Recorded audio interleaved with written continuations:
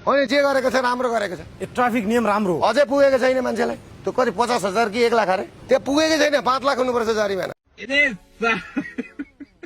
अझै पुगेको छैन। तेल 1,000 रुपियाँ लिटर हुनुपर्छ। डिप्रेसन ब्याङ्कको ब्याज बढेर नि 55 रुपियाँ हुनुपर्छ। यो 6 रुपियाँ छ नि 6% छ नि 55% हुनुपर्छ।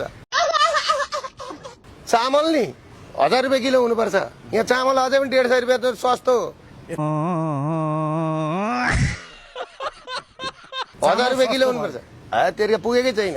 भनेपछि त तपाईँले एउटा लिस्ट बनाएर दिनुहोस् अब सरकारलाई यो गर भने। यो त पुगेकै छैन।